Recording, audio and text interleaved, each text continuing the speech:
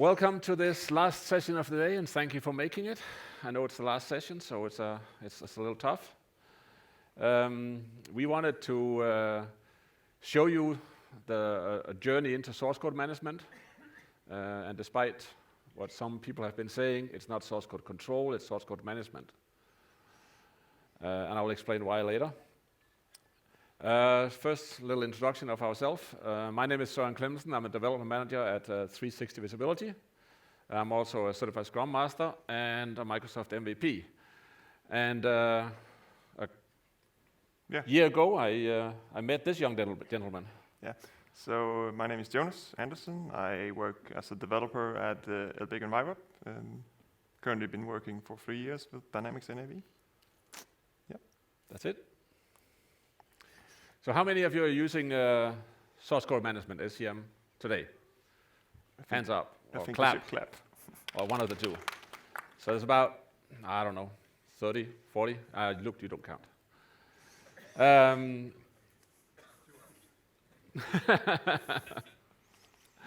So what does your source code management look like? Or what does your development environment look like? I've seen a lot of scenarios out there where people do this kind of scenario where there's a couple of developers, they work directly in the production database, and hopefully nothing goes wrong. Quite a few of you might recognize this one. Something you're more likely to recognize is that this is a kind of development database, and you have a production database somewhere, and some young, eager developer is moving code. Hopefully he finds it all and moves it over. The only problem with this solution is most of the time he looks like this. Because it's not really easy when we don't know what has been done. We only have the finished result, right? You know what's in the database now, you have no clue where it came from, you don't know when it came in, so you have to try and find it out. And the problem with him being like that is he moves the wrong things over and breaks things, and these developers here, they start getting a little antsy with him because now their development environment doesn't fit with production, and things go off the rails really quickly, and this is why we need source code management. The other thing that's very important, that is, source code management is the foundation for a lot of things. I talked about it before, it's not source code control. We're not here to control anybody, or be after people, or put blame on people. When you find things, when you do source code management, you're after figuring out what goes wrong so you can fix it. If you don't know what developer did what, if you don't know who's doing what or why they're doing it, and when they're doing it, how can you help them be better? You can't educate your development team when you don't know what exactly they're doing. It's very hard, at least. So it's not about putting blame, it's about becoming better. The other thing is, source code management is about it's a foundation to automate everything. How can you do automated tests if you don't have a source code management system? I don't know. Where are you going to do it? Do you have a database? Do you have a build? How does something spit something out you can do tests on? No, it's kind of some person sits and builds something and then you run a test on it. It's not automated. The same thing with, you can't have automated builds because where are you going to get your build from? It's lying in a database somewhere. Somebody has done it. You actually don't know if all your objects are compiling together because you know when you save this object, it compiled, and then somebody did something else somewhere else, your object is still compiled, but does your object compile now that somebody changed something somewhere else in the system? You don't know.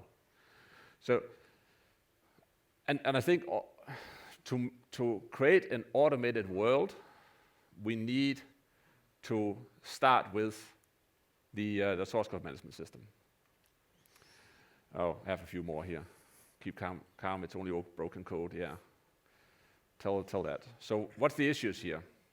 Well, we would like to know what was done. We would like to know when it was done. Who did it, and why was it done? We would also like to know, is it compiling?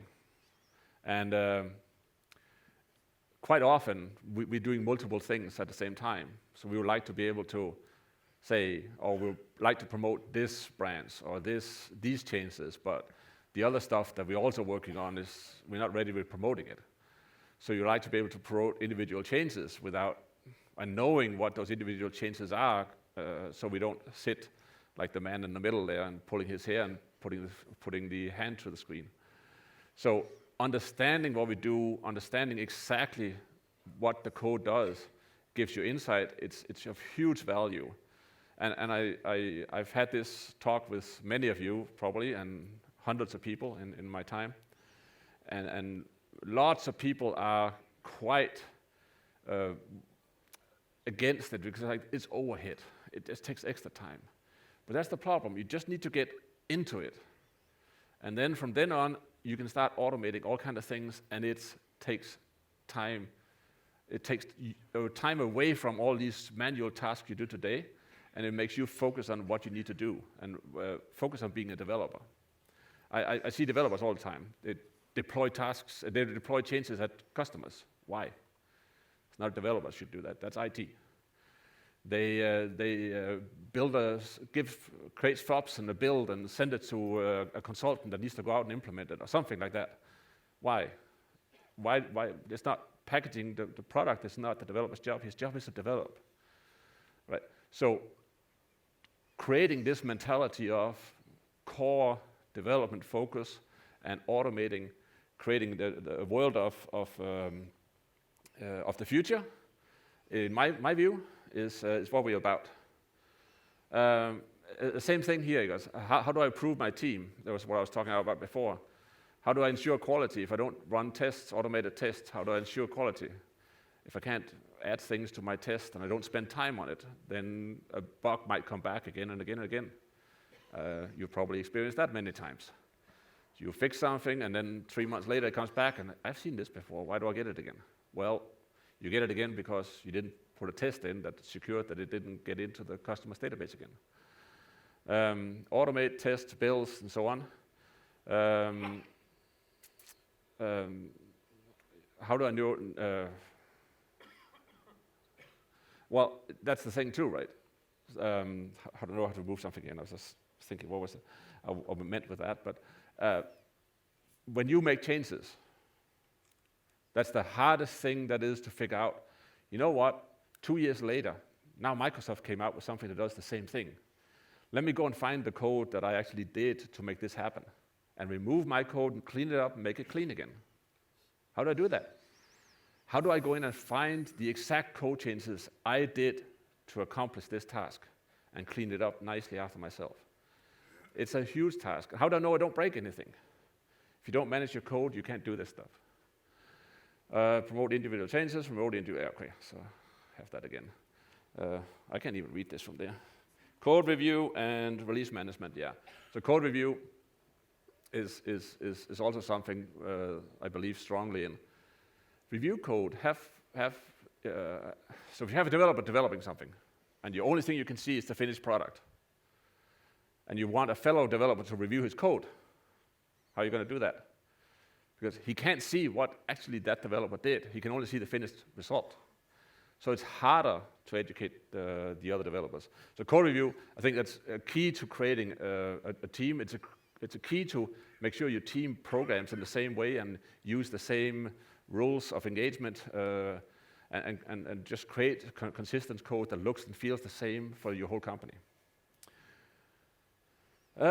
So we talked about this. I think you saw my session last year, and we've met a few times, talked to his fellow colleagues that are sitting here, ready to cheer him on. So we talked a few times last year about how can we make this simple. We looked at some of the systems that were out there, and there's the barrier to enter into source code management seems to be high. People they're reluctant to get into it because it's just like, how do we get started? How do we get started? There's different systems out there. Some of them are hard or somewhat hard to install. So that's one thing. The other thing is, how do I change my development team? So I have to train all my 5 developers or 10 developers. I've got to train them, make sure they follow the same processes, because if they don't follow the same processes, you know what? It's not going to work. If they check bad things in and it's going to break things, it's not going to work. So you need to create a mentality, and you need to create a set of rules and also a set of procedures that ensure that they kind of automatically follow the same process. Rules are good, but the problem is people break rules. If there's procedures, this is how we deliver code to a customer, and this is the only way we deliver code to a customer. Well, if you don't deliver code to the guy that has to implement it, the customer, that way, it's not going to get delivered. So there's procedure in place. You can't cheat the system. So I'm going to talk about that a lot later, and I've been blamed for talking a lot in the past. So what we have done is, and I'll try and simplify it here, we want to create a system of a developer at one database. So basically, what we call developer isolation. I've talked a lot about it. I know Luke has talked a lot about it. I know some people use that less. Can't see him, but he's here somewhere. He knows who he is. Luke knows who it is too. So developer isolation is key in my world, because I see so often this scenario with multiple developers working in the same database. Well, if you have an error, how do you know it's your error? There's other developers doing changes too in this database. It could be their error that you're running into. So now you're wasting time. You don't have an isolated virgin world that you're working in that is just you, right? So you don't know if the scenario worked before and now it breaks. Well, you don't know. You don't know what caused it. And that when you go into your own world, you're sure that nothing changes. It's your changes. It's your scenario. It's your code. And then we would like to make the connection between Navision, Dynamics NAV, Dynamics 365, whatever we call it nowadays. I still like Navision, but I'm old. So make the connection between the database and the source code management system. Because source code management is just text files. It is nothing else than, it's just text. And the Dynamics database is binary files, basically. Compiled binary files lying in blob fields. So how do you make the connection? In the new world of extension development and V2, you're coding in Visual Studio Code. Visual Studio Code, again, is just a text editor. It's an advanced notepad. That's all it is. It's got a few functions, got a few things you can extend it with, but it's basically just a notepad that has a bunch of other functions. It doesn't do anything else than that. So we wanted to focus on, our system here is also focused on classical development right now. We know vast majority of you are doing classical development, and that's where the problem is, because once you change to V2 extensions, you don't have that barrier, right? You're working straight almost in your source code management system. So that barrier was what we wanted to break down. We wanted to break it down in a very, very simple way that would take you 5 minutes to set up, because anything more than that is just too much. The other thing we wanted to do that was help the developers manage their development environments.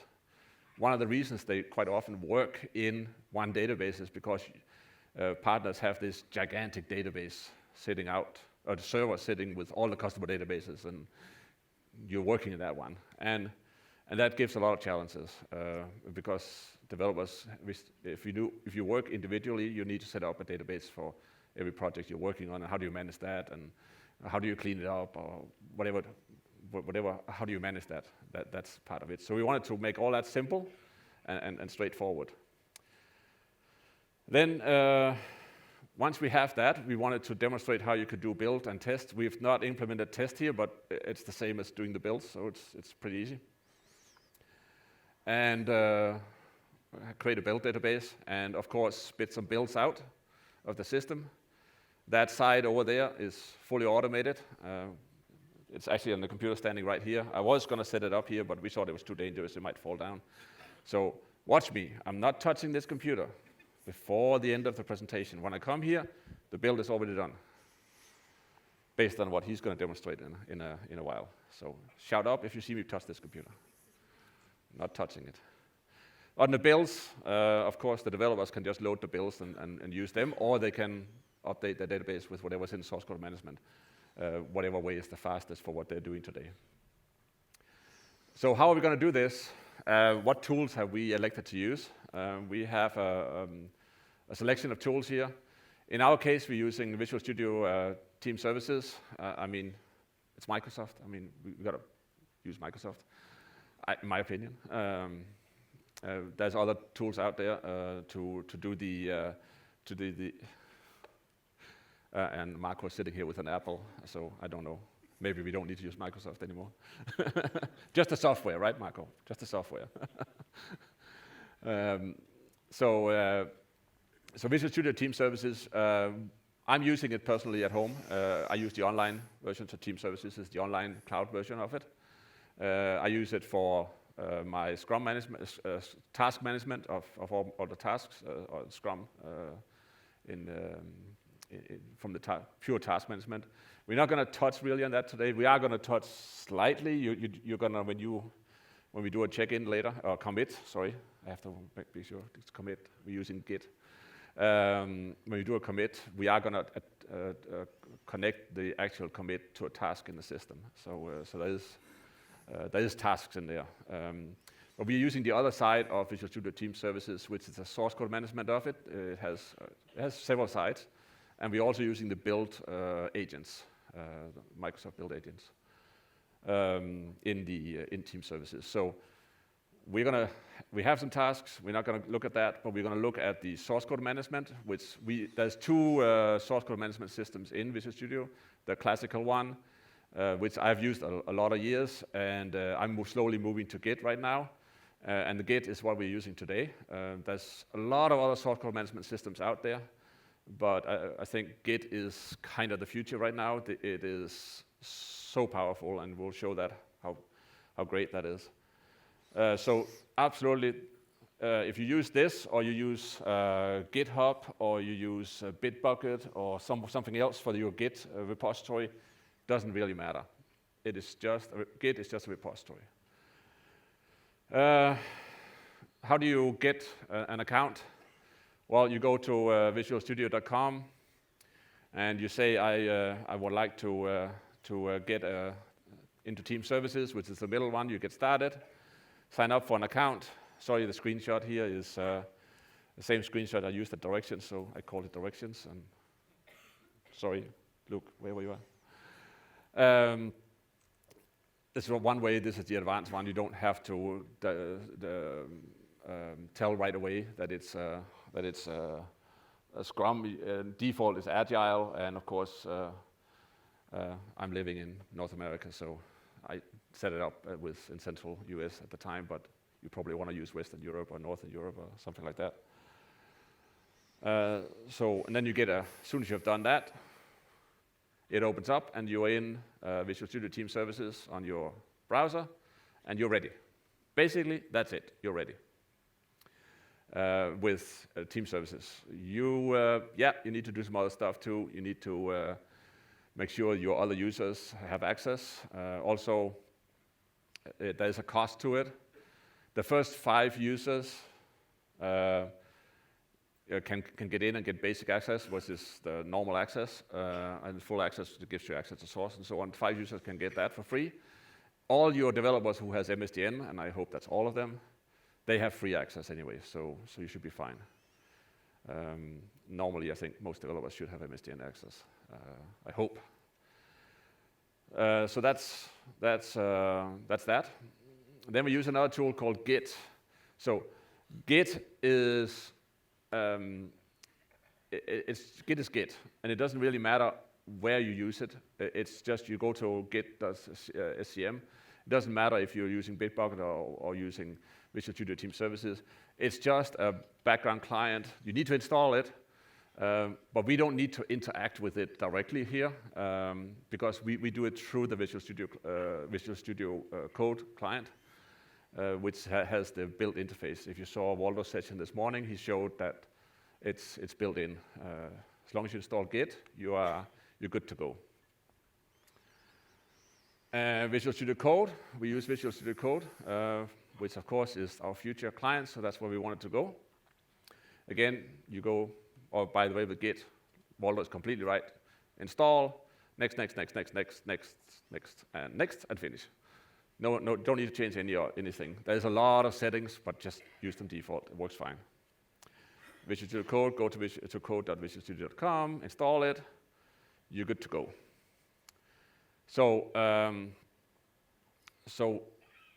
how are we going to address the problem of connecting the EDI? So if you want to connect the EDI here, the integrated development environment with SCM, how are we going to bridge that? So the problem again, right? It's binary files over NAV. In SCM, we need text files. There's things we need to take care of because of the file format coming out of NAV when you export text files. You need to make sure all the developers are running the same country or regional settings, so same date format, same time format, same number format, same character set, and the code page, and to make sure all that is the same. For me, it's easy. I'm North America, we run US English, and that's it. So, and we don't change it, so it's pretty easy. But it is one of the things you do have to keep an eye on, very much.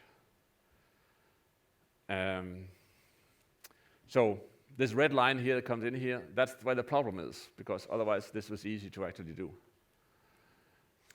So the solution is, you want to take that one? Yeah, sure. The solution, currently we have the NAV database, which is then gonna export using, this is the icon for our Visual Studio Code extension. Dynamics NAV SCM, and then we're going to go to Visual Studio Code, like this, and then in turn go to Git. Oh. So, just back to this slide, I'm going to actually, the user interface that you're going to use, that I'm going to use, the demo here, is going to be in the NAV database, the regular old development client, and also in the Visual Studio Code. That's the only place where you actually interact with it. So now I'm Bob the Builder. Demo time. Yes, as a developer. So I have received an issue or a task from Soren. He wants me to add Hello World into the customer card, so I'm just going to go to my VM here to look at the actual task here. I can see it's task number 4. And we haven't really, in this demo, I'm going to say that we haven't cloned the code, but we actually have in advance. So I'm going to assume that I haven't cloned the code. I don't have the code local on my machine. I'm starting from scratch. So the first thing I'm going to do is actually going to clone the code up here. I get a URL. I'm going to go into Visual Studio Code, and you all know the command palette that Waldo showed earlier. I'm going to clone the Git. I'm going to paste the repository, and I'm going to choose a path where I want to clone it. So now Git is fetching up from Visual Studio Team Services the entire repository, including all the history and all the stuff. And after a little while, I'm going to have it on my local machine, ready to work on. I don't want to open this because I've already prepared the demo. So the extension that we made, of course, has some settings. So if I go into workspace settings, I have defined that the role tailor client path, let me make this bigger. I have the Dynamics NAV role tailor client path, which just points to where the role tailor client is installed. And then I have a database name, and I also have some filters. The filters I'm going to go back to in just a minute. So basically, this is just a setup file that defines very few settings that you need to know in order to do development for this repository. Yes. So the first thing I would do is create a new development environment. I'm actually not going to do this as well because I have everything set up for the demo. But I would create a new development environment. I could specify a zip file here, and it's gonna extract the zip file, and it's gonna install everything for me, and then gonna point everything to the database that I specified also in the settings file. And in the new version we're working on, this is all Docker, which is what we're showing today. Yeah. So going forward, there will be two settings. You can either select to say, I have a DVD file lying over here, a DVD zipped file lying over here, and I'm going to install it locally on my machine. Takes a lot longer, but it's needed for if you have older versions like 13, 13R2, and 15, because Docker is from 16 and forward. The Docker images are only available from 16 and forward, unless you want to make them yourself. So yeah, because I'm working on a new feature, I'm going to create a new branch. This is one of Git's features. I'm going to create a customer card action. And yeah, I'm ready on the customer card action. I'm now going to start up the development environment like regular. This is one that we've coded into this. So it calculates, or it has hard-coded into it what it should specify just from the settings. And if I press enter, I get a development environment. So basically, we can set up a development environment right from it. Just create new development environment, and you have a complete development environment ready. And you can enter into it straight from Visual Studio. You don't need to do anything. It manages your whole computer on this level. Yeah. So let's go and design the customer card. Let's go into page actions. Go up here. Let's just copy the application area because I'm going to need that. And let's create a test button. Create some code on it. So while Jonas is creating, so basically, you're standing in Visual VS Code, you install and set up your development environment from Visual Studio Code, it manages your computer, you start the development environment, and you start developing. And let's paste the application area, just so that we can test, so we can actually see the action. So, just save it like regular. I'm going to minimize everything, because I have the NAV client out here on the desktop. Certificate. Still getting that error. Yeah. Login. Let's go into customers and let's see. It's always nice when developers test. And on the navigator, you can see the test button. When I click it, it shows hello world. So I'm happy with my test. I'm ready to move on. So the code is now currently in the NAV database. I can close these work settings. And I need to get them into my Git repository. So we also created this function called nav to Git, which exports all the objects. And this is where the filters that I talked about earlier comes into play. I can export all objects, which is going to take quite a long time that we don't have. And if I'm lazy, I can specify in the workspace settings what I want to export. So here I've specified that I want to export modified files and objects of the type table with the ID 18, because why not? We're being very lazy. It improves performance greatly when you only export one object. Yeah. For demo purposes, it doesn't matter. We could export all of them, and you just have to wait a few minutes. Nav to Git. Let's do the custom filters, because we don't have all day. And then it's running in the background, trying to export everything, export the filters that I specified, and split it into the Git repository. And if I look over here now on my source control, I have a change. So this is the page 21, and I can see here that I've made a change.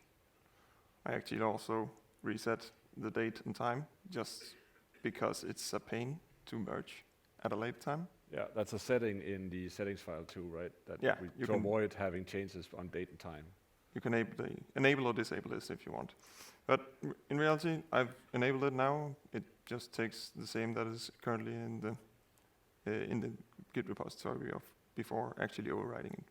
And it still applies the modified yes. So I can look at the changes here. Let me just make this a lot bigger. And I can see that I've added, my button. And I'm ready to actually check in. I'm going to stage the changes. That's because maybe I don't want all changes actually to be included in this commit. And then I have to type a message. And since I was given message of task number 4, I'm going to write #4 fixed. And I'm going to commit. Very informative commit message. Yes. It's really, when you look at the history, you really know what you did.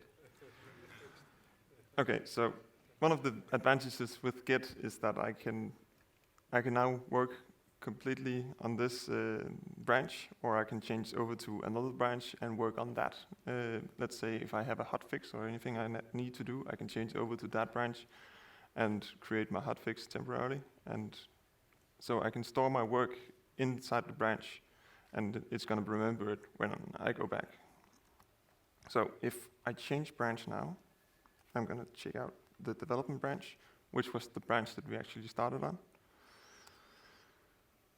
Like this, and you can see it actually showed it just for a second there, that the changes now have been removed again. So now I'm in a different branch, and the changes are not in this branch, so I have to merge them. And I'm going to merge my customer card action into my current branch that I'm standing in, like that, and it magically appears. And and that's really it for merging the branches. Now, this is Git on my local machine, only on my local machine. I haven't currently done anything with Visual Studio Team Services. I've only cloned it, copied it down from there. I've only worked locally on my machine. And then I actually have to publish my changes up to the Visual Studio Team Services, where we have agreed that the truth, or where the source for this repository is. So then I can do it here. That's on the command palette. I just type sync. This action will pull and push commit. Yes, I would like to do this.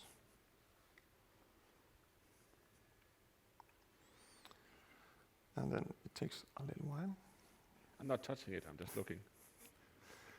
But then, so now it went away and is set up, synced up to the Visual Studio Team Services. I'm now ready to remove my development environment if I wanted to do that. Remove, if I can type that. Remove development environment, it actually uninstalls everything, delete the NAV service tier and everything, and just leaves the database like you want, or that you had in the beginning, and then you have to delete your own database, and you can actually also delete the repository if you don't want that either. I'm going to keep my development environment here because I might work on it at a later time. And instead, I'm only going to delete my branch because I'm done with the branch. I don't need it anymore. Maybe if I had another feature request, I could still use it if I wanted to, but I'm just going to delete it. So, yes? I forgot to advance this one, but that's okay. So, I'm going to change the input. Number 2 again. So, what we just demonstrated was this extension we have done, Dynamics NAV SEM. So we created it, and we have our good friends at Cloud Edge Software, so they agreed to host it. So it's in the cloud, it's ready, it's out there today. You can use it. The thing that does not work here right now is the Docker side of it. This one right now needs a zip file with a directory, and it will install a complete client on your machine. And you can have them next to each other. It actually installs them next to each other. We are working on a version, and We actually demonstrated it right now, because that is the version we demonstrated, where it goes out, and at least for 16 and 17, where we have the Docker images available, it will create your development environment in the Docker image. So the only thing you need to do extra is just install Docker on your machine, which is pretty much download, next, install, or finish, whatever. And then it can take advantage of that with PowerShell. So the extension itself just runs PowerShell in the background. It does nothing else. It's just using PowerShell to do all the things that you don't like to write, because we're not always good at PowerShell as Waldo or Jonas. So it's a very easy add-on or extension. The thing here too, I mean, this bridges that you developers get used to working with Visual Studio Code, and it's just an easy place. You need to be there anyway. Your developers need to know about it anyway, or you as developers need to know about it anyway. So it's a great opportunity to get started with it and get a feel for it. There's nothing to worry about. It is an easy tool. It's just a text editor. Just has some smart commands and some smart shortcuts instead of using the mouse. Yay, I hate the mouse. There's other extensions that are nice to have, but not needed. There is actually an extension called Visual Studio Team Services by Microsoft that connects your Visual Studio Code to Visual Studio team systems and team services, but it's not on the source code management side, because source code Git is already built in. You don't need to worry about that part. It builds in the connection to the different tasks, so you can stand in Visual Studio Code and see tasks and connect to tasks and figure out what you need to do, instead of having to go into the website. Personally, I like the website, but it doesn't really matter. It's open source, so you can find it here in the marketplace. Just take pictures if you need it, or search for it. If you search Dynamics NAV SCM, you'll find it. And it's available on GitHub if you want to contribute to it. We really want you to contribute to it. It's a great little tool that helps you in your existing development to start with source code management without having to do almost anything. We can set this up in 30 minutes from scratch, I guess, about 30 minutes, probably even faster, but and then you're ready to go. Your developers need to know about 10 commands in Visual Studio Code. Yeah. 10, 15, maybe, I don't know how many we have, but it's not a lot. And that's all they really need, and then they can get going with this. Of course, they need to understand how Git works, because Git is a source code management system, and you need to understand how branching works and all those things. And we know at least there's 30 of you in here. I don't know if you're in here or sitting in the other session, because you already heard this, that followed our workshop earlier this week. You guys understand everything of Git. So if I get any Git questions from you guys, I don't know what we're going to do. I mean, we failed. So we have another demo that I want to show you guys. Which is not me. Which is not you. No. For once, I'm going to do a demo. And that is, I told you about the thing earlier, that this was the foundation for automation. So how can you automate this? So this computer over here is running on a server in Azure, and we were actually using a hosted machine. It's actually the November release of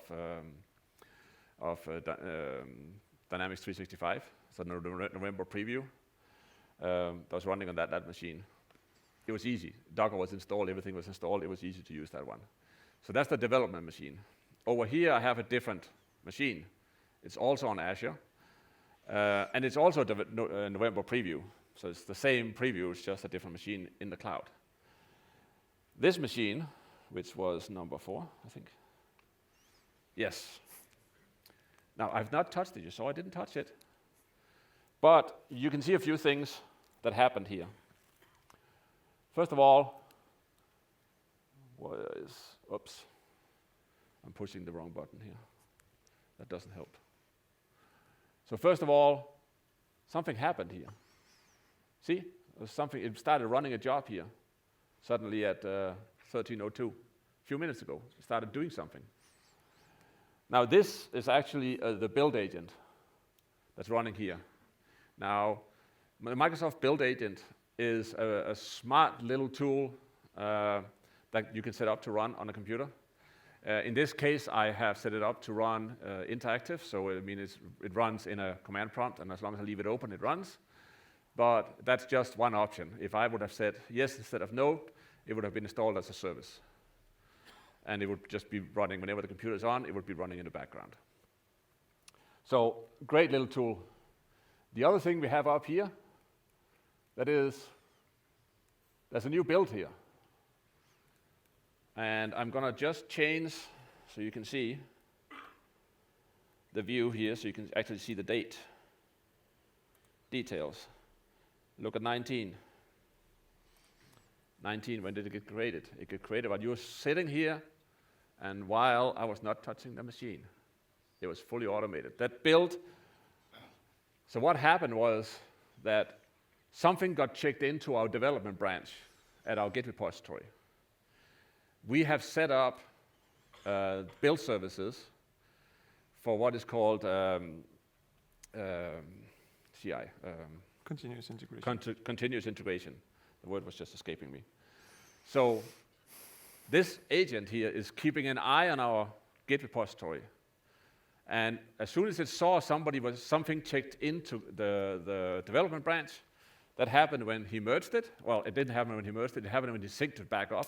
He merged the changed, and then he synced it back up into the cloud, into team services. The build engine say, okay, there's something new. I need to do a build. And then the build engine grabbed those object files, downloaded them down local. It spun up a Docker image. It imported all the files. It compiled all the files. It exported a FOB file. It deployed the FOB file to the machines we wanted to deploy it to, and it took the Docker image down again. Now, it did skip two of those steps, the creation of the Docker image and taking it down, because just to save time, we want to be sure that it was actually happening while you're sitting here. We didn't want to risk that it was not happening. That was why I was smiling when he was checking in, and I was watching this one, and like, yes, it picked it up. Just want to make sure there's nothing that can go wrong like the demo things. So we have a new build, fully automated. Our developers just did the code. When he's done, he doesn't need to think about it anymore. Q&A can pick it up. There's a Q&A database probably, or wherever we have deployed it. We can deploy it wherever we want to. Our Q&A people can go in there, start testing it, and the only thing they need to do now is to tell our developers, okay, we're ready, we've tested this, please put that into production or put it into user acceptance testing or whatever your process is. So you need to set up the branches in your source code management that you want to put this code into. And it's fully automated. So in this case here, we have a development branch and we have a production branch. And if we would merge it all, we actually set it up for development too, or for production too. So if we would merge it over into production, it would actually pick it up again, and it would create a new build. And you can see there is a production. It's called master up here. Where is my master? But I think if we do a build again, it would be called production because we changed it, didn't we? Oh no, it's still called master. We still call it master. Yeah. Just because we use the master branch in Git, and if you don't know what the master branch is, don't worry about it. We use the master branch in Git. We use that as our production database build, where we store production code. So we know exactly what we have in development. We know the developers basically start, create an own branch, do the development they want to do. When they're ready, they put it into development. When it's been approved, we can just move it over into production, and the builds get automatically created, fully automated. So how does this happen? Well, it happens over here in this. Here you can actually see the build definitions we have set up in this scenario. There's two of them. One is development, and one is production. And let me go in and look at this one. I guess I could have clicked edit right away, but. So you can see we have an 87% success rate, which is pretty good for, we have 8 builds done so far on this one, at least in the last, I think it's 8 builds in the last 10 builds. I think it only goes that far, that back. You can see that it actually did it. You see it's passed. You can also see the recent builds here. And let's go in and look at build number 19 here, which is the one we just did, or Jonas just did. It comes out with a whole list of things. So I have to point up here. So that whole list of tasks here, right? Sets up a development environment, initialize, blah, blah, blah. It does a build, which includes getting the sources, importing the objects, compiling the objects, exporting the objects. It does a deployment to, small mistakes. Is this a development? It's supposed to say development there. The code behind it should probably say development too. And then we remove the development environment again, and we create a report, which is the one you see out here. So it automatically created this. It also automatically sent an email to the developers saying your build has been done, and these are the associated tasks, or the associated changes that you did to create this build, and that's the task you resolved. Now, if this would have been typical Scrum development, you might have had 3 or 4 tasks that you had done as part of resolving this feature or this product backlog item, and you have them in your own branch, and then you merge it all over and send it in. Then it would have listed all the changes here that was done, and all the tasks that was resolved by doing this. So this is this cool? Oh, it's only 2 things that's cool. I think this is really cool. So how do you do this? How do you do this? Well, there's a build definition here. And this is so easy. You won't believe it. It's very, very easy. So you have a build definition here. It basically does a couple of things. Up here, this is the process. This just defines the process. This defines where you're getting the code from, which repository you're getting the code from. After that, there's a bunch of phases here. Whoops. There's a phase here to set up the development environment, one to do the build, one to do deployment, one to remove the development environment. And under each of those ones, there's a PowerShell scripts that run whatever they need to run. So if we look at this, if I click, so you're standing on the header here, that's just the name and its agent pool we're using. We could have used default too, but I destroyed it. So clicking on the sources, in this case, we're saying I want to get my source code from this repository, and I want to get it from, this project, and I want to get it from this repository. If you have it on Git, you click on Git, and you give it the parameters for Git, and it will do the same thing. If you've got Bitbucket, go ahead, same thing again. And then, basically, when you've done that, there's a phase. It's a collection. It's trying to collect and organize things. There's not a lot of setup here, so don't worry about that.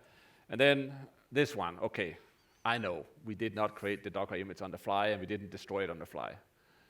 But basically, we could either here say, I have a PowerShell script that I store in my source code, and I want to execute that PowerShell script, or I can do inline and just write my code here. Now, the inline, I must admit, is not great, because you don't have all the nice features of PowerShell, right? You don't have all the color coding of the code and all the nice stuff, but you can write it here, and it does work. It's a little challenging though. There's also a couple of things you can do to your script. You can set up some variables here. I didn't set any, but we could have had variables here that had DB server, name. You could have created a server name here and said, just a little internal joke here. Right, so we could have, yeah, somebody got it. So that's the server that we would, what do you call that? That's just a variable name. So that variable name I can now use in all my PowerShell scripts. So if I want to create some generic PowerShell scripts, I put them in here just to make sure my build definition is the same all the time. I just change the variables and I'm good to go. The other thing that I think, and I'm not going to go through everything here, but the triggers here are kind of neat. So this trigger here is the most important one, in my opinion. And you can use it, you can choose to use it or not. That's continuous integration. So this case it's enabled. So it picks up automatically any changes that happen in the branch we have defined up in the earlier. And, actually no, the branch is here. But in the repository we defined earlier, right? So it just picks up any changes there, any changes trigger a build. You could have done it differently. You could have gone over here and said, I want to schedule it and run one every night. But if you got 40 customers and you make changes to 2 of them in one day, why do 40 builds? It's much easier just do the builds for the ones you do. And remember, you're not doing the changes before something gets merged into development. So Jonas could have done 10 changes in his local branch that he used to do the development. And before he merged it into development and synced it up to the cloud, nothing was triggered because it was only on his PC. It was not checked into the Git repository. So the fact that you do a build every time is not a big deal. It's actually pretty awesome. I did put the flag here. There's a flag, as you can see here, to say batch changes. So in case I'm doing a build, and the build does take a little longer than it did in this case here, but just because we caught a few things. But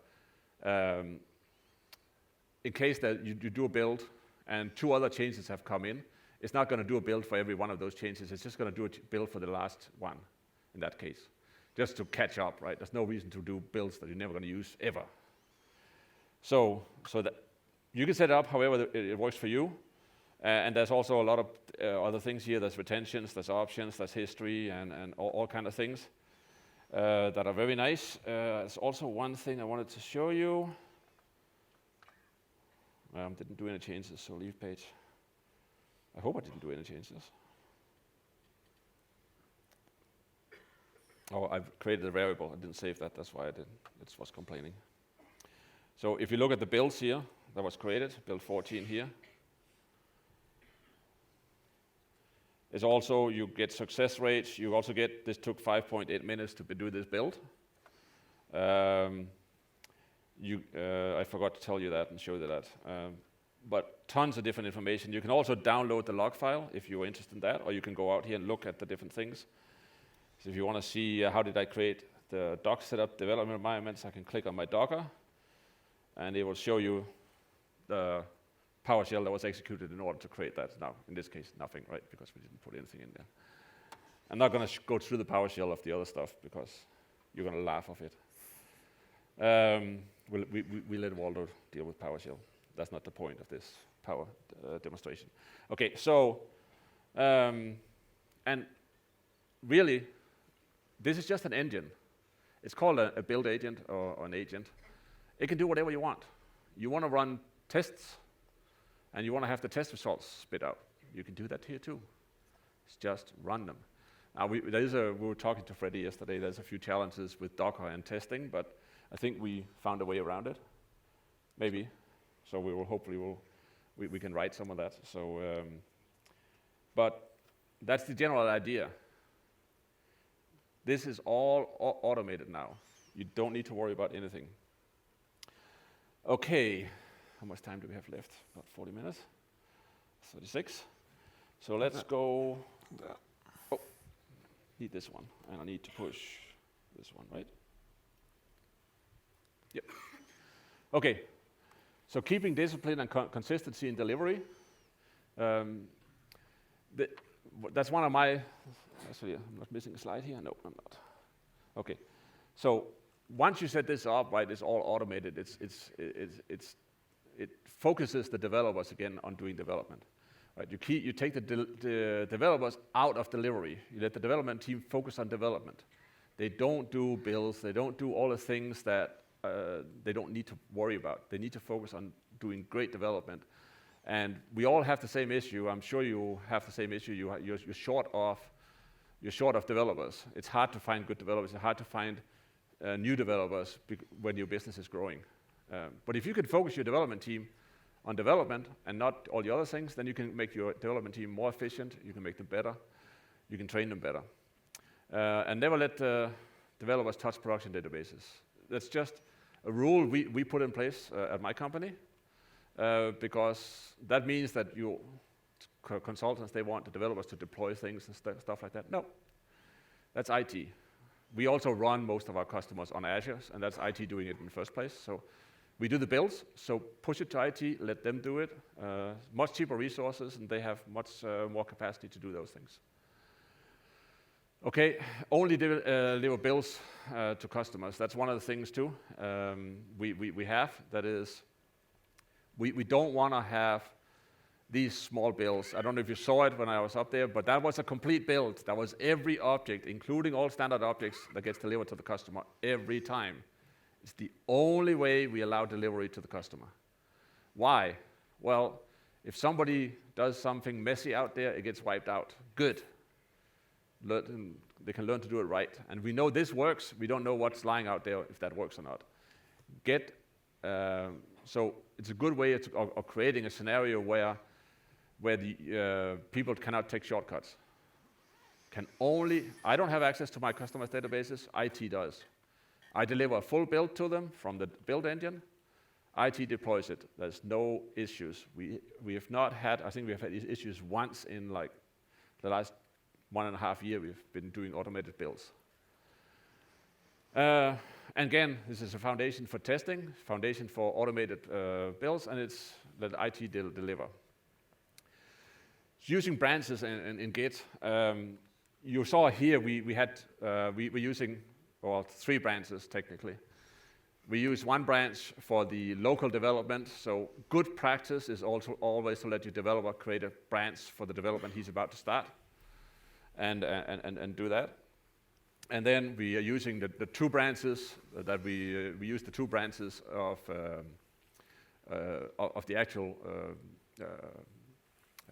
data. What do you call it? Of the team, which was development. And the other one is the master branch. So that's the one we use for production. So master branch is in Git. There always has to be one branch in Git. By definition, Git has created it as master. And that branch is, we just used it. And that said, okay, this is our production branch. Have a safe trip home, Marco. He needs to catch a cab. So we use just development and master as our branches. Now, in my world, we have a few more branches. So we have a development branch where we check in development. Then we have, commit development. Why do I keep saying that? I know why, but I need to learn to say commit in the Git world.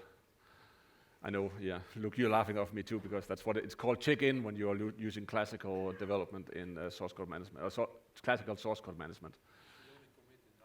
You should only commit in NAV, yeah. You should not commit in NAV, yeah. Right. True. Okay, so we got four branches. We got a development, we got a test, we got a UAT, and we got a production. And production would be our master. And that's just the way we have always done it. We have a few customers that require extremely high level of security for that we don't break their code. So we have an internal development where we check it into. When it's ready for Q&A, we put it over to the test branch. When it should actually be ready for Q&A when it goes into dev, but those stupid developers in my place, can sometimes break things. And then if from test it goes over to UAT, which is user acceptance testing, and then once the user has accepted and tested and everything is done, of course with the customer license, we move it into production, which is the master branch. And then we do a build, it's automated, we do a build for every one of these ones and spit it out on the other side. So that's the branches that we use. Here's the builds. So automation, consistency of quality, predictable results, saving time, and focus your team. This is, if you don't do it today, you need to get on the wagon. This is just not an option.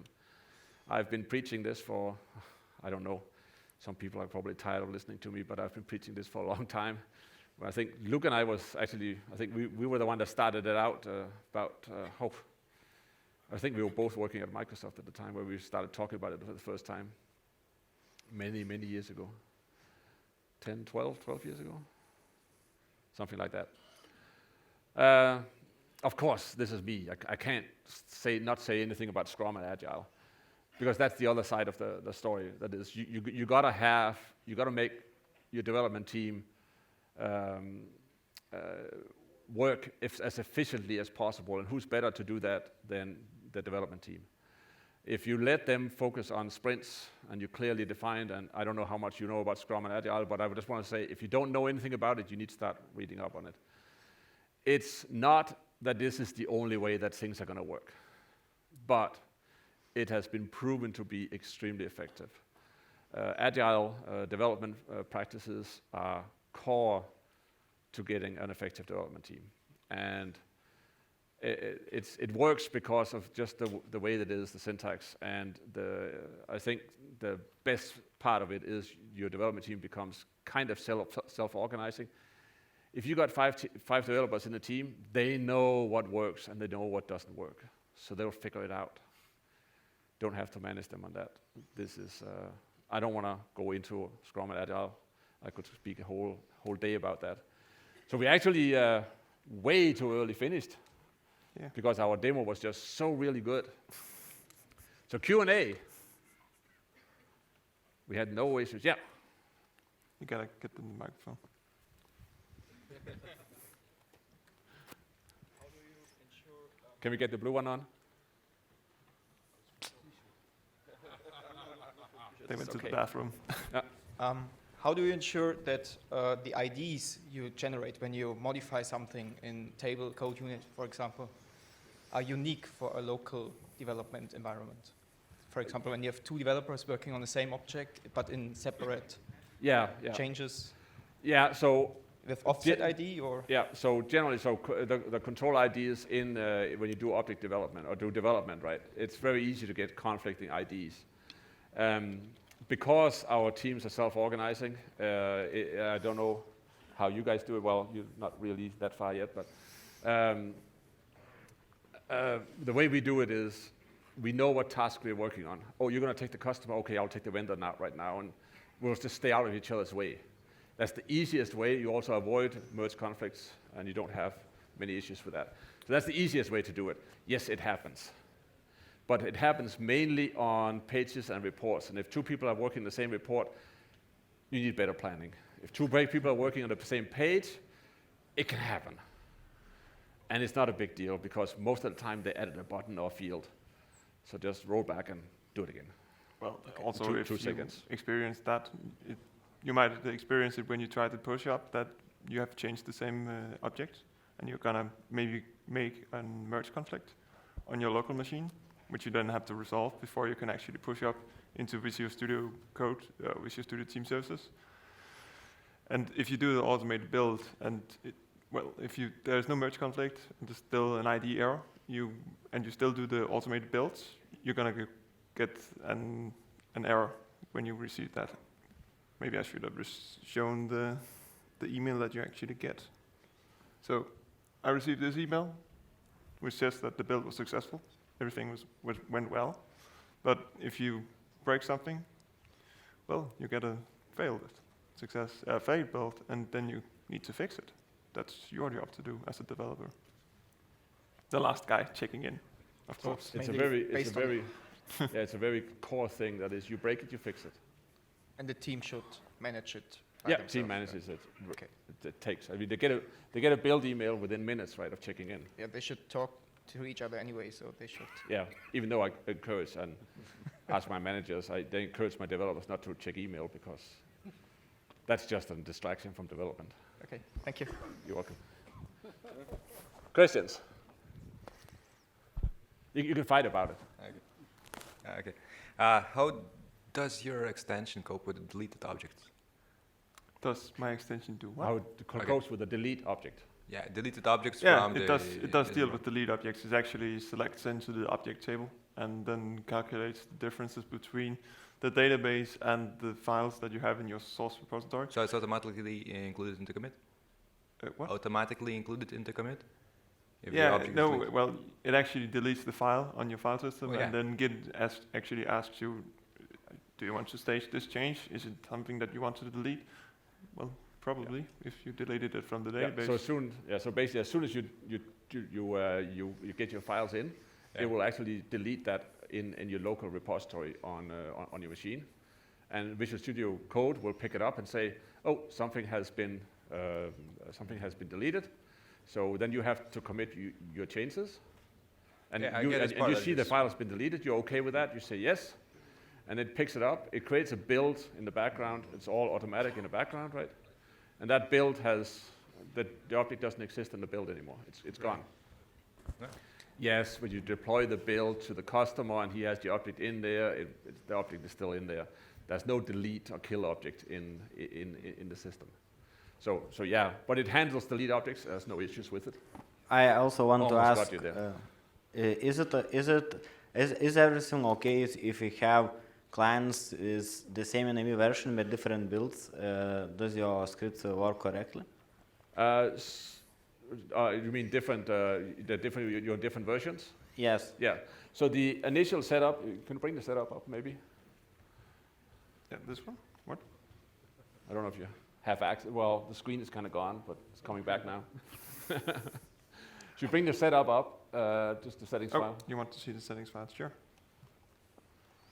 Workspace settings. So in the settings file here, right, there is you're defining. Where's the database? The database name only is right here. Yeah. It's called Finances US. Right. In the image that we're Oh currently yeah. using. So this settings file here is for Docker. If you were not using Docker, so there's one parameter missing here because we actually skipped kind of the Docker thing. There's one parameter missing here. That would be the link to which Docker image you're using, and that would be who was it I was asking the question? Yeah. I can't see anything. I have lights in my face. Okay. So it will actually, you will tell it, this is the version I need to use for this installation. So when it creates the development environment, it will create the correct version, and it will destroy the right version, and you can have them next to each other. And the same thing if you use the classical developments of 13, 13.2, and 15. There you point to a product CD, which is you removed that here too, right? Yeah, I removed that. Because we didn't use that part of it now. But there is a setting for that. I'm sure we can set it up there. Yeah.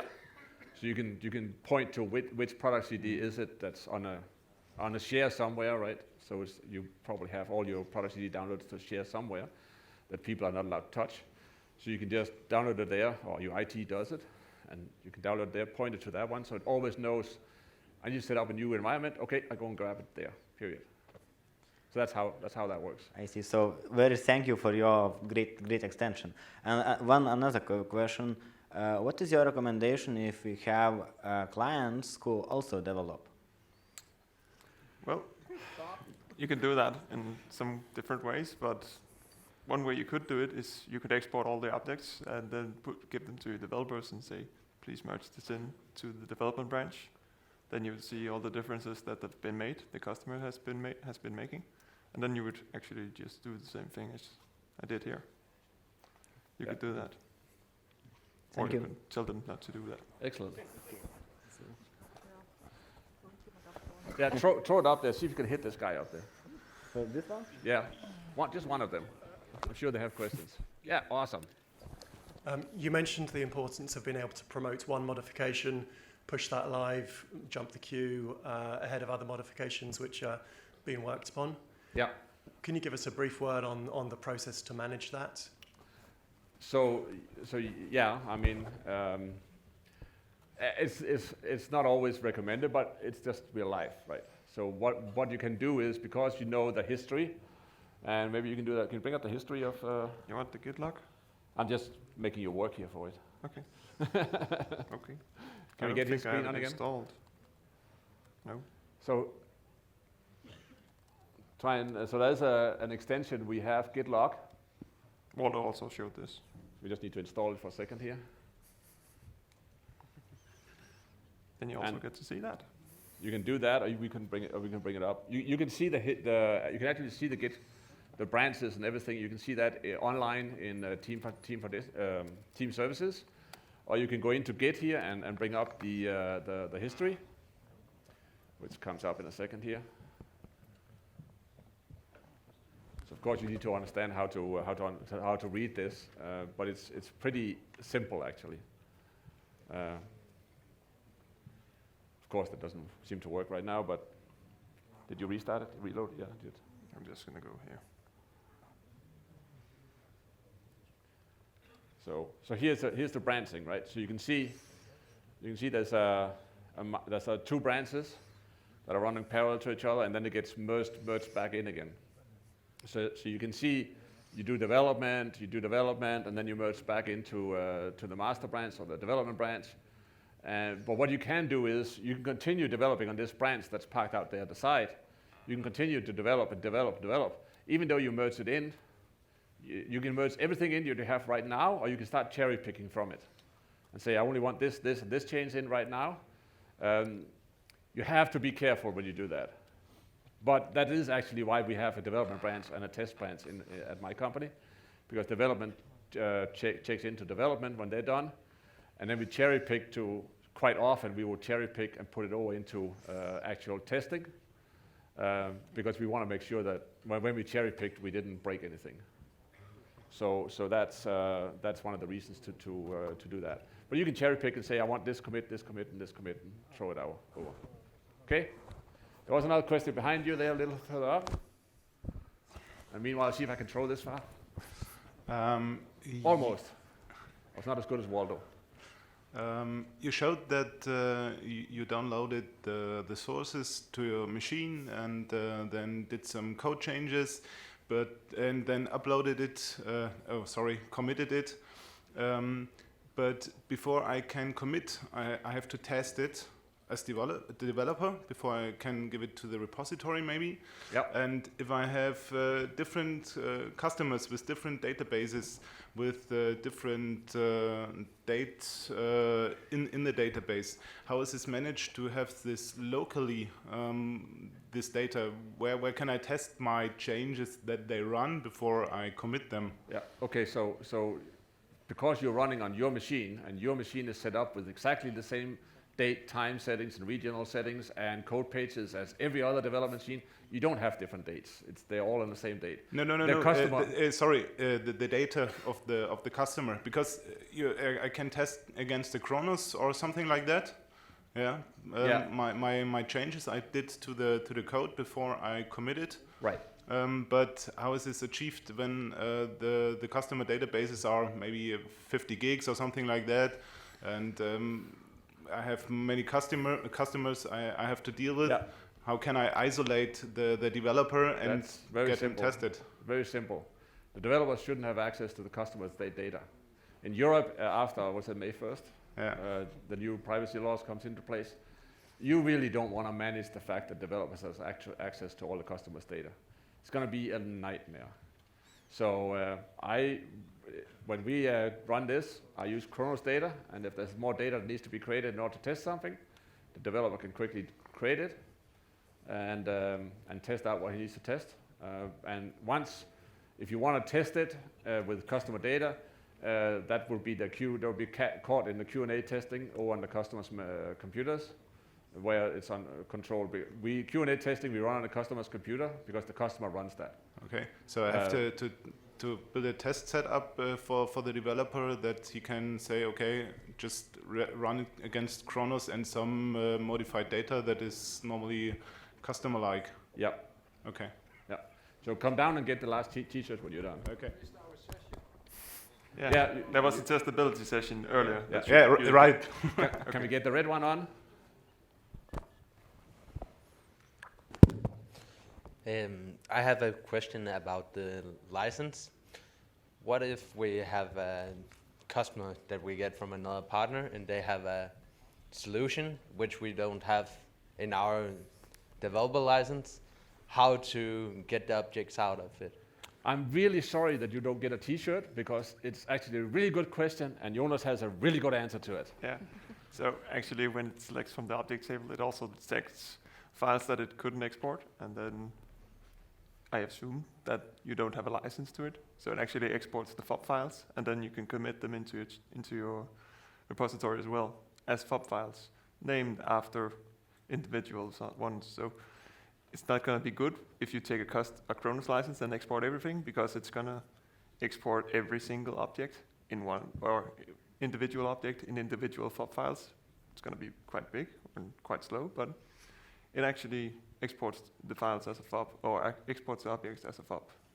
So basically, if you have any add-ons with 20 files that you don't have access to, it's going to create those 20 FOB files, those objects separately, store them in source control, and when it needs to restore the database later, it's going to restore the FOB files instead of the text files, because you can't edit them anyway, so you're not going to do source control on them. Oh. It's the only way to do it, and it's built into the tool. Sounds good. Awesome question. Something we forgot to tell. Any other? Lots of questions here. Come to you, Steve. When you, this is mostly now customer driven. What is when you work with localizations? Do you then also branch a local when you, let's say, want to also always update 1 or 2 local versions when you mainly work in the W1? Do you branch it, or is it then a second project? Well, yeah, we don't have multiple. We've not set it up. We've not created it for product development as such, which is what you're talking about, creating one version for multiple ones. We've not actually optimized it for that right now. I don't know. We could probably come up with a strategy for it, but we've not thought of that. We've not worked on that right now, because our focus was to try and get people that do customizations to do source code management and get used to it, so they start to see the value of automating it and testing it, and then hopefully get into product development. And we want to help the whole community move in the direction that we think they need to be. We could be wrong, but that's okay. Okay? Steve, you had a question? I can see some hands up there somewhere, but it's pretty hard to see them. But I saw Steve had a question here. You don't get a T-shirt either. Is it even worth asking a question then, if no T-shirt?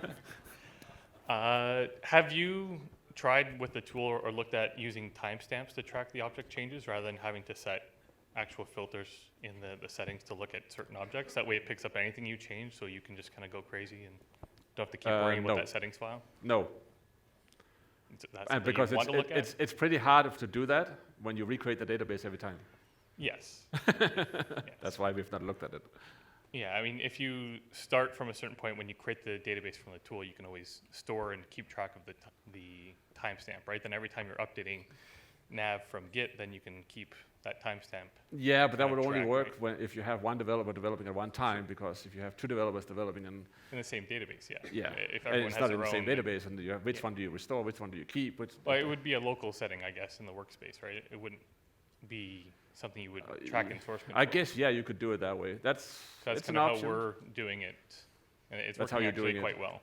Yeah, but then we would also have to back up the database every time in order to remember the timestamp. Because if we restore the one when we restore a database right now, it's a standard Cronus database coming right off the product CD. Yep.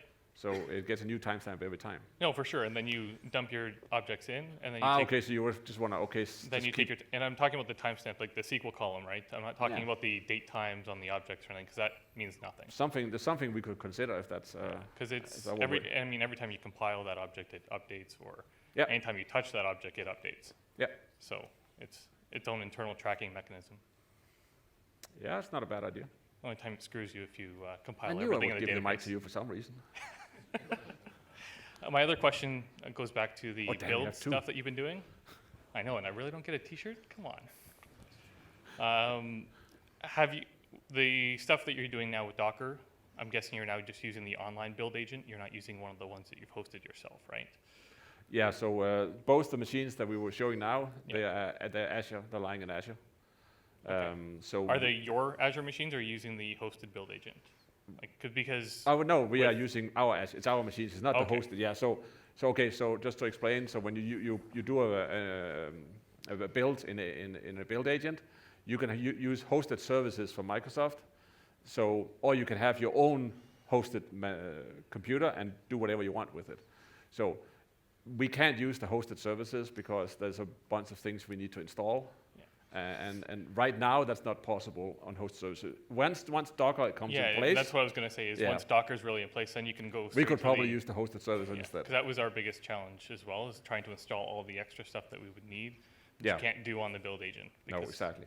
So it's not, you don't do it on the build agent, but you do it on the the machine that actually runs the build agent, right? Yes, exactly. It needs to be installed there. It needs to, and you can't do that. The hosted services, those machines are much cheaper because they're pooled together, and hundreds of developers or hundreds of customers are potentially using them at the same time. And they're free.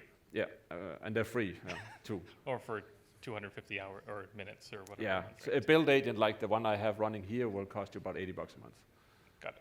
80 to 100 maybe, I don't know, something like that. Cool. Okay, good questions. No t-shirt for you. I will go a bit. Yeah, try and go up. There's a few up behind here. I see one over here. There's also two down I at feel the like front I'm here taking as the well. ones down in front here because I can actually throw that far. Oh.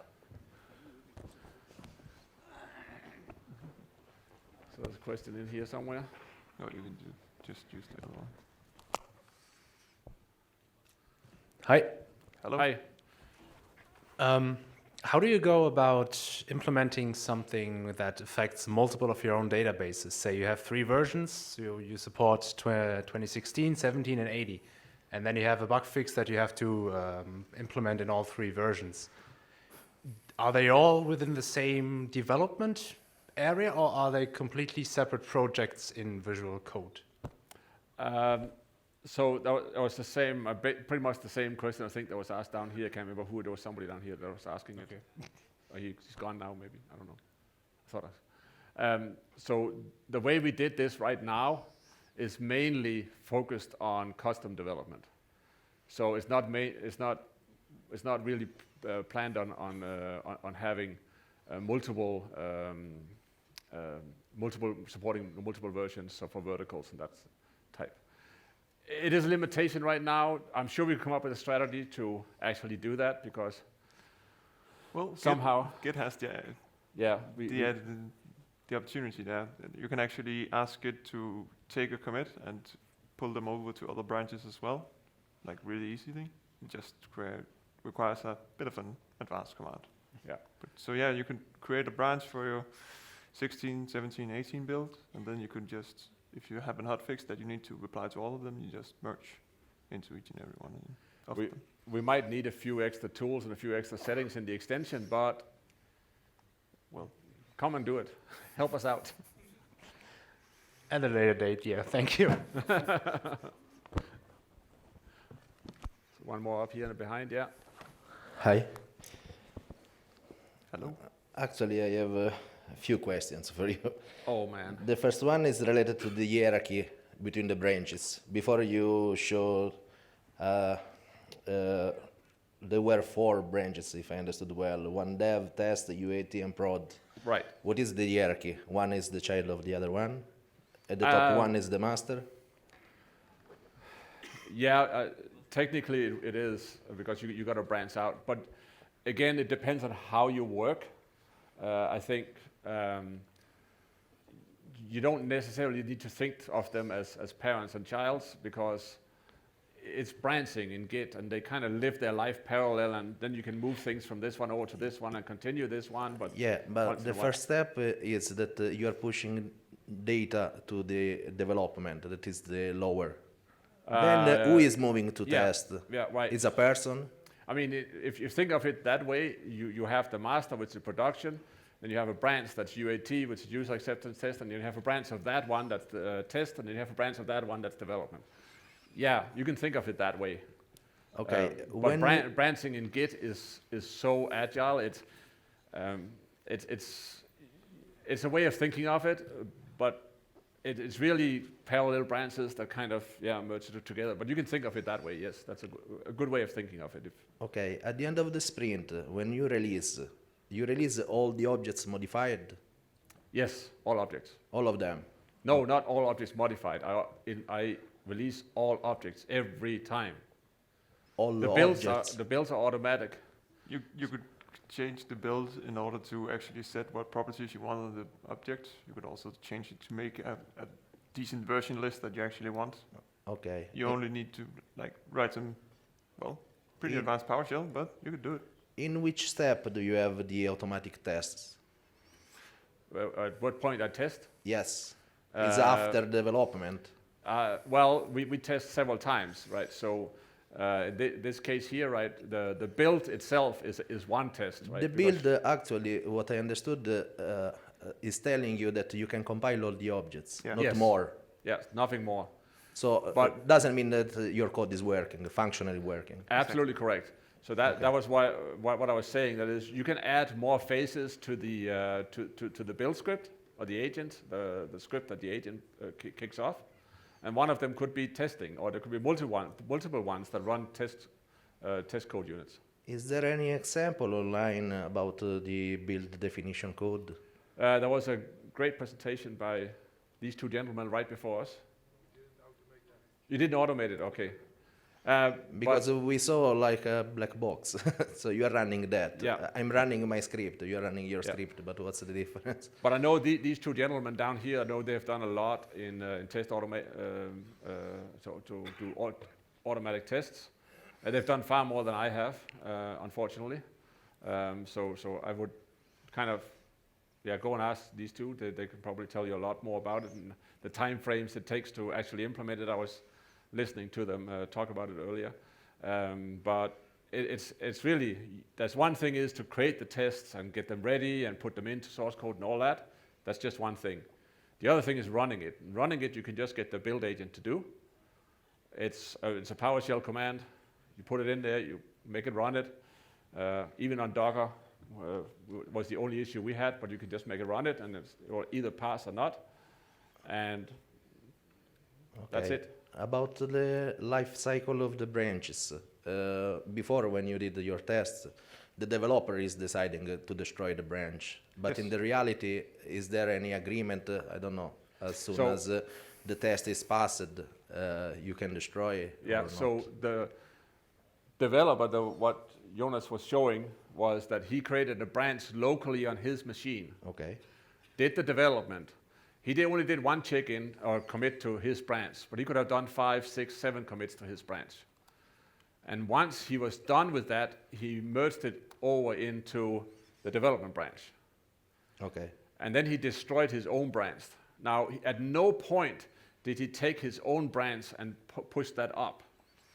He only took the accumulated changes he had done to fix one issue and put them into the development branch and pushed those ones up. Okay. Then when functionally you are testing, if there is a bug and Yeah. needs a rework, he will create another branch.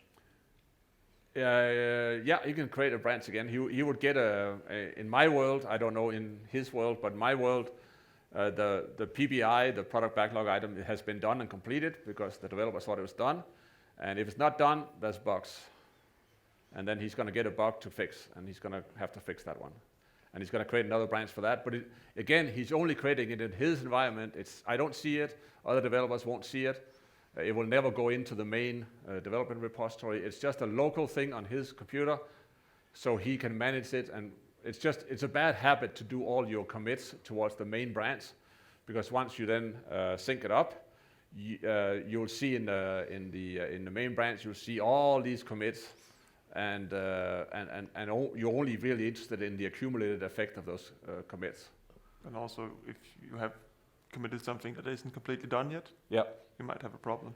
Yeah, if you commit something, because that's the other thing, right? If the developer works over 2 days and what if his computer goes down? You want to have safety that what he has done is saved, right? So the developer will commit all the time. Every time he does a change, he will just quickly commit it. So it's safe. Whatever he's done is safe on his computer, right? The database can break and stuff like that. But if things are safe on his, or at least in his Git repository, then he didn't check it into the development branch, no build got kicked off, and he doesn't break the build, it still compiles, right?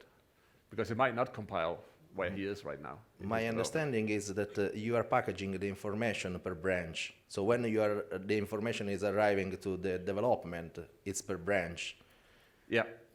then when you are moving to the next step, so the test or the UAT or what you want, you have to select which branch you want to move. In this manner, you will have multiple branches related to the same PBI, actually to the same task. Well, they're not in the main one, because now you're talking about the developer checked it into development. Somebody is now going to say, okay, it's ready for test, or it's ready for something else, right? Somebody's going to go in and say, okay, now I want to move it over. He can choose to, like I said before over here, that he can choose to say, I want to move everything over that development has checked in right now and do a build on that. Or he can elect to say, a cherry pick and say, I only want this task, this task, this, and the 3 other ones I'm going to leave back, and that's the only thing I'm promoting right now. But is this an agreement with the customer? Sometimes it is, sometimes it's not. Sometimes the customer has a project where he has some legal functionality and it has to be implemented on May 1st, so he doesn't want it merged into production before May 1st. Because it has to function the old way until May 1st. So there's stuff like that. But it's all a discussion with the customer quite often when it's custom development, when he wants what, and sometimes a new check format, you don't want it before you have the new checks. Okay. Stuff like that, right? Just a last question. Sorry if I'm taking That's okay. longer. I can barely see you. The lights straight in my face here. How to manage parallel releases? Means that you are working in a project, you completed one phase of the project, that phase is going to sit, okay? And then in parallel you want to continue the second phase of the project. So this means that at the end you want to release into separated databases. No. You can't do? You do builds for your UAT, you do builds for your production, you do build for your test. They're all parallel at the same time, all the time. So you can do as many parallel tracks as you want. You just do as many branches as you want to do.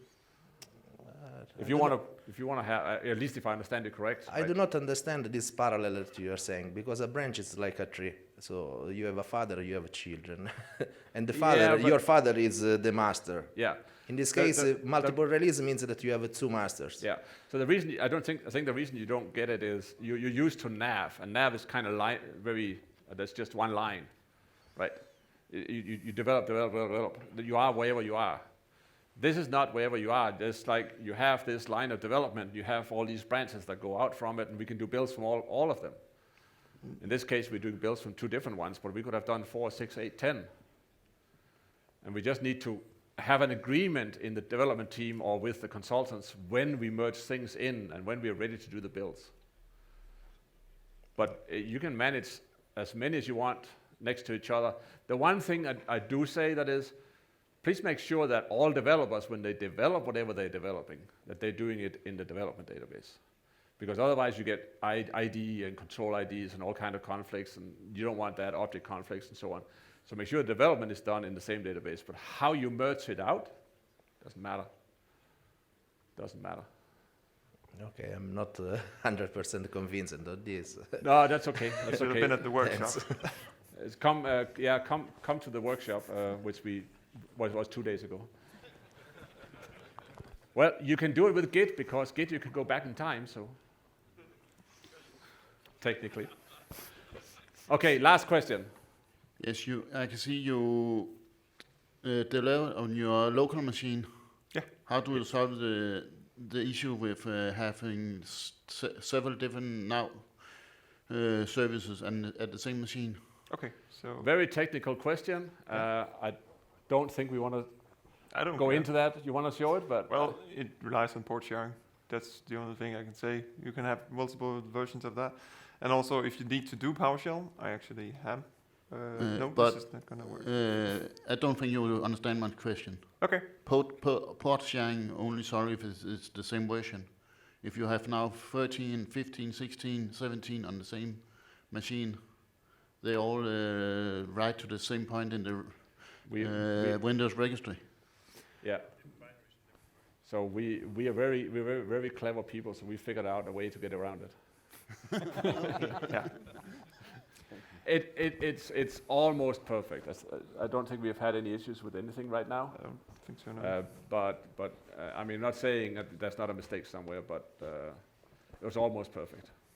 Okay, we'll leave that as the last question. We are already 4 minutes over time, even though we were done way too early.